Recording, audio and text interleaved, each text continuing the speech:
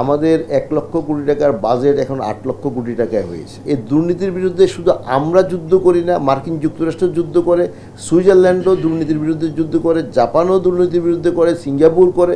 অর্থাৎ কোনো পৃথিবীর কোনো দেশ দুর্নীতি মুক্ত হয়ে গেছে এইটা কেউ ক্লেম করে না। আমাদের যথেষ্ট সফলতার কথা অস্বীকার করা যাবে না। আমাদের 1 লক্ষ কোটি টাকার বাজেট এখন 8 লক্ষ কোটি টাকায় হয়েছে।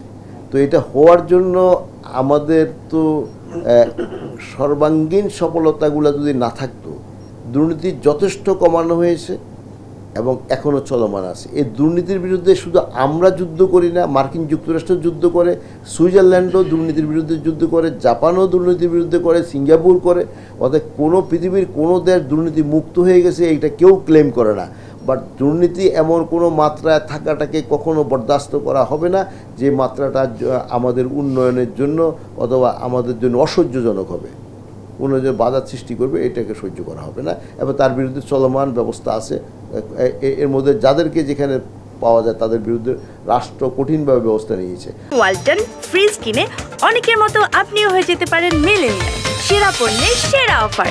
আর আমাদের আজকে মাথাপিছু আয় আমাদের ধরেন $500 থেকে $2824 রূপান্তরিত হয়েছে, যদি সত্যিকার অর্থে আমরা যদি এই সমস্ত সর্বাঙ্গীনভাবে কাজ না করতাম অথবা সফলতা না থাকতো, তাহলে এই অর্জনটা হতো না।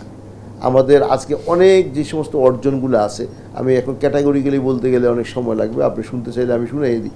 কিন্তু আমাদের এতগুলো সফলতা, যেমন আমাদের পদ্মা ব্রিজের এগেনস্টে আপনার ওয়ার্ল্ড ব্যাংক এবং বড় বড় রাষ্ট্রের বড় বড় শক্তিধর দেশগুলা বলেছে দুর্নীতির কারণে তারা ঋণ দেওয়া বন্ধ করে দিয়েছে।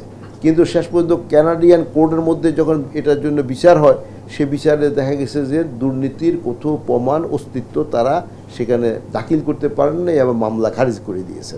তো আন্তর্জাতিক আপনার প্ল্যাটফর্মে আমাদের দেশের ইমেজ অনেক বৃদ্ধি পেয়েছে। বাংলাদেশের দুর্নীতি যত বড় অভিযোগ আনা কোনো হোক না কেন, আসলে এটা বাস্তবতা অসঙ্গতিপূর্ণ।